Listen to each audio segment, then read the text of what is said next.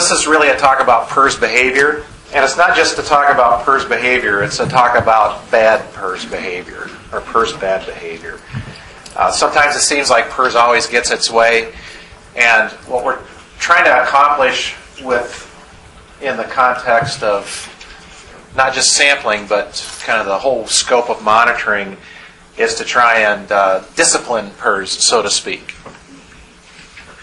So we're going to talk about sampling as a matter of focus, but not just that, sustainable sampling in area regional control. So what does sustainable sampling look like in area regional control, playing this game of PRRS behavior?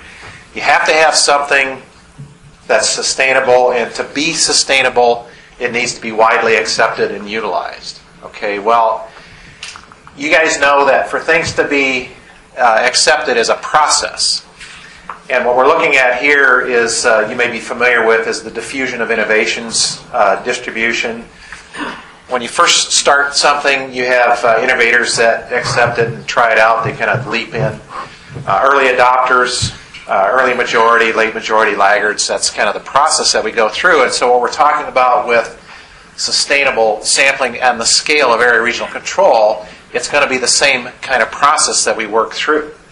There'll be those that kind of accept it up front, the new methods that Jeff and the guys at Iowa State have been pioneering for swine with oral fluids and so forth, and just some of the sampling methods, some of the ways to represent data of results that come from sampling. Now, one thing you may not know is that the guy that developed this approach, his name is Everett Rogers. He's from a university in New Mexico. But as an Iowan, what you also may not know is that he grew up in Carroll, Iowa, the guy that came up with this diffusion of innovations theory. So, 3 keys to sustainable success with sampling monitoring approaches with area regional control. It's got to be inexpensive to implement, has to be simple and easy to do perpetually, and it has to deliver ongoing value for participants. We're going to take these one at a time. Inexpensive to implement. Obviously, there's some keys to having something sustainable in a financial, economic sense. The collection of materials and labor has to be reasonable.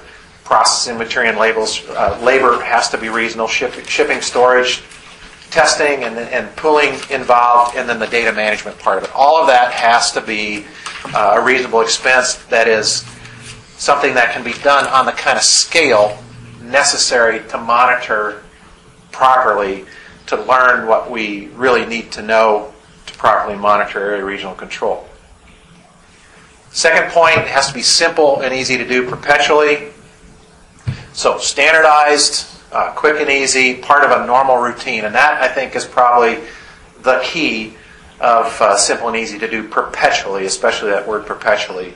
Has to be part of the normal routine, something that people just do out of habit, just like they do the routine of processing pigs. Just part of the normal routine by site personnel. And so I want to use this Netflix example to make this point here in a little bit. And the third part is delivering ongoing value for participants. Okay, participants are producers, veterinarians, testing labs, industry organizations, allied industry. That little figure you see down in the right, lower right corner, that's a value chain. Okay, and so there's a value chain in sustainable sampling as well. This is just a generic example of a value chain. You start with conceptualizing, designing, prototyping, manufacturing, commercialization. It's obviously a manufacturing example. And all along the way, there's funding implications, consultation, IP management, capabilities, development, incubation facilities. That's the generic example.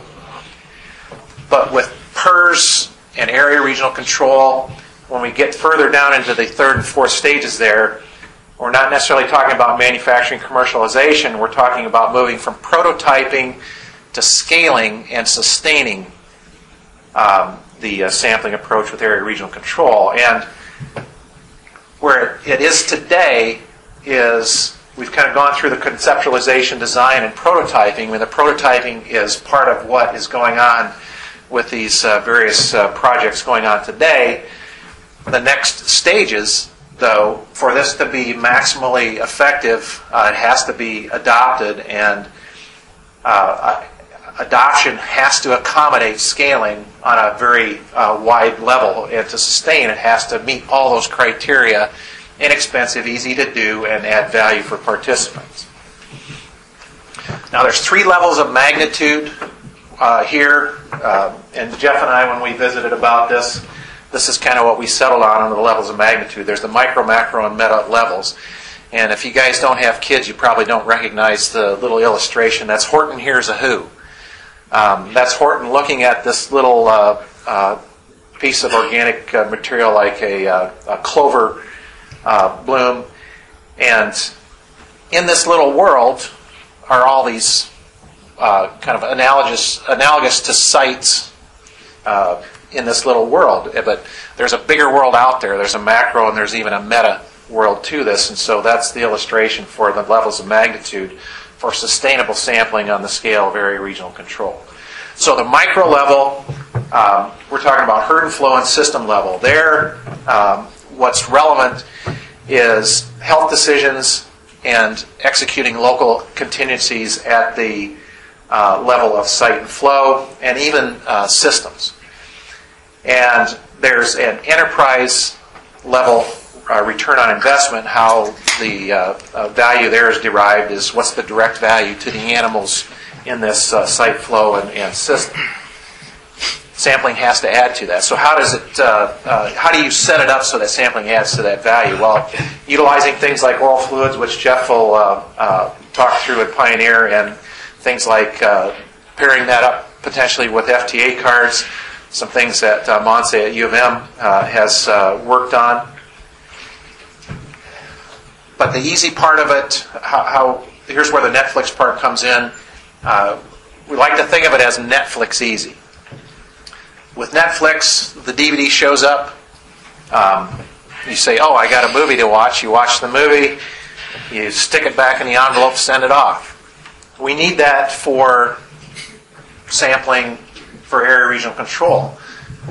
You set up the schedule. The kit shows up. Oh, I got samples to take. You go hang the ropes. You swipe the cards. You put them in the mail. Off they go to the lab. It needs to be that easy. And it needs to be that routine and automatic. Okay, something else at the micro level is a way to manage the data going in and coming out. And a current example would be something like Global VetLink with the front end and the back end of handling diagnostic data. Some of you guys are familiar with that application, especially if you have horses with getting health papers where they kind of cut their teeth. Now there's the macro level, the area regional level, and that's where the decision value is derived at the community level. So that requires some collaboration among producers for health decisions, collaborative health decisions. And so there's direct ROI as well as indirect value assessment for multiple parties in an area. And the macro level, you've got all of these projects in these different areas. Each one of them has kind of a macro value assessment. Things like herd classification and definitions, utilizing diagnostic data fits there. What is part of the value equation there are taking that information and applying it to the as you work through the phases. Things like risk assessment of assessing risk at that level. Then we have the meta level. The meta level is where you start spanning regions, multi-region and networked regions. That's where we're talking about surveillance and more of a global indirect value and an industry level value, because it's a fairly big industry out there. There's a lot of places that you can look at in terms of regions, but pigs move, and so we need a meta way to have sustainability of sampling and testing, and also classification is relevant there. Risk assessment at a regional as well as a meta level is relevant there. And then things like this bioportal tool that Enrique just covered are also contribute to the meta level. value. So with that, I'm going to hand it off to Jeff. Dale didn't mention that we got together about a month ago, and the typical thing is you got 10 minutes, I got 10 minutes, and how are we going to work this out? And instead, we ended up spending 3 hours talking about this stuff. I'm not going to reveal the full Monty just because the innocent should be protected, but Dale's a tremendous resource for our community, and I really, it's fun to work with Dale. So my piece here was, again, talking about monitoring and surveillance. Historically, we have different ways we go about doing this kind of thing, and the classic one here is what I call static surveillance. It's what came out of the pseudorabies project. 30 samples that comes out of pseudorabies, which at the time was a radical whole concept because nobody could believe that statistically based sampling would work. So at the time that was a radical concept. It's not quite working that well at this point in time, I don't think, in part because we have a lot of other issues, transport being one of them. The thing we've done so far in the PRRS projects could be monitoring for herd classification. It's one approach, looking at negative, stable, unstable, et cetera, et cetera. We also have risk-based surveillance, which is really looking, the classic example would be boar studs, where you are testing the boars that are getting collected that day. It's not a population sampling, it's a risk-based sampling, making sure that the semen samples that go out the door that day are from PRRS negative pigs. But then we have this, Dale's term with Netflix, which I love that approach. I think of it as dynamic monitoring. It's continual monitoring, relatively small number of samples, so that you continually have information on what exactly is going on in the population.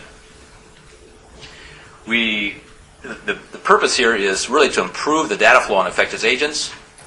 As Dale pointed out, it really has applications at the micro levels on the site, as well as the macro and meta levels. It really has big payback at a number of different levels. Sampling, probably oral fluids, based on the stuff we've been doing so far. The frequency of sampling, probably weekly or biweekly. The sample numbers, this is kind of work in progress. Dr. Ramirez is here. He's working on looking at sample numbers. Dr. Chong Wong at Iowa State is working on sample numbers because the statistical tables based on sampling individual pigs get thrown out of the window when you start doing pen-based sampling. So how to make it work? It works pretty well. A lot of people have already seen this kind of information. I think the most recent innovation I've seen is from Dr. Pablo Moreno, who figured out that you can actually collect samples pretty easily from pigs on a litter if you simply know where to put the rope. People have tried. I don't have any experience in that, but I know people have failed trying to do this kind of work. Pablo's innovation was to put the rope up where the dam could actually touch the rope. If mom could touch the rope, it's okay for the pigs. And so Dr. Moreno's had great success looking at collecting samples from these pigs. He told me 8 to 10 mils is what he gets per litter. So this expanded our application into the farrowing house. Which tests are we going to use in this kind of different kind of surveillance and monitoring program? We really have two different types of tests, PCR-based tests and antibody-based tests. PCRs, you can go down the list here if you compare the factors, comparing the factors between the two. Technology, PCRs tend to be non-uniform, more complicated to run, whereas ELISAs are uniform and more simple. In both cases, the results are pretty fast, good turnaround time. Faster detection by PCR, slower detection by ELISA, but at least what we've seen on oral fluids is you can certainly get positives by 8 to 10 days out. In neither case is performance perfect. And in particular for oral fluids, we've seen that the protocol is extremely important in how well the test works for oral fluids. PCRs are more expensive on a per sample or on a per test basis, which of course you can pool. ELISAs are cheaper, but you can't pool. So when you start knocking these things up together, which test you choose to use? We started looking at this by asking the question, can you detect one viremic pig in a pen of 20? I'm not going to go into the details of this work. I just mentioned that Chris Rodemaker and Marlon Hoolan from Murphy Brown made it possible, as well as John Kolb from VI. And Dr. John Prickett will present these data on Saturday. But if you just look at this table, in terms of 36 pens in a wean to finish barn, sampled over time, with -4 on the left being Monday, -3 being Tuesday, and so on and so forth. On Thursday, which would be -1, one vaccinated pig was put into each pen, and that Friday sample, that day 0 sample, 24 of the 36 samples from that building, or in other words, 67% were positive. So 67% of the time you could pick up that one viremic pig in a pen of 26. If you look, so I think of that as being an acute infection. What's the likelihood of detecting that first viremic pig? Not too bad. Those days 1 through 7, that's kind of the next stage when the disease is actually in the building. 77% probability of detection. You can look at this from another perspective, and this is why we really have to start reevaluating our tables in terms of sample numbers. You have 26 pigs with 1 positive, that's 4% prevalence. 1 oral fluid sample based on these data, 67% probability of detection. To match that by bleeding pigs, you'd have to bleed 17 pigs. And to hit a 95% probability of detecting that 1 pig in that pan of 26, you got to bleed 25 pigs. Not that bad. Really changes the sampling numbers. So, PCR does a very good job at showing the circulation of virus and is analytically very sensitive. No question about that. Weaker points on PCR, it doesn't really identify carriers. Once that period of excretion is over, you start missing positive populations. And it really doesn't relate back to the immune status, as well as the fact that it's picking up both infectious and non-infectious virus. We've been working more recently on antibody detection. Here's just a plate, and this, again, these data will be presented by Dr. Kidwunrat on Monday in the Curwad session. But if you can imagine here, the 4 arrows on the top that are missing the numbers, these numbers are actually the conjugate dilution, 1 to 1,000 to 1 to 8,000, moving from left to right. And then going down the rows, you see the oral fluid dilutions, 1 to 2, 1 to 4, 1 to 6, 1 to 8. And if you notice that upper left quadrant is dark blue meaning more positive. So we're finding antibodies in these samples. It's a matter of optimizing which reaction we actually want to see. This shows response over time. This is IgM, looking at different concentrations of conjugate. So you can see that by day 9 we have a nice response against IgM in oral fluid samples. If you look for response if you look for IgM, IgA, and IgG, you get a much flatter line. You can see that. Here's the first one. Here's the second one. So it looks like this approach would give you some information about the infection status of the herd, as well as other immune parameters. So the strong points on ELISA would be you could identify infection status of a population that's not excreting virus. There's a potential for highly informative assays based on IgMs or detection of IgM, IgA, and IgG. You still have, in both cases, whether it's PCR or ELISA, you don't really identify carriers. You're struggling with differentiation of maternal antibody and confirmatory tests. So, in a nutshell, that's about the 3 hours that Dale and I spent together.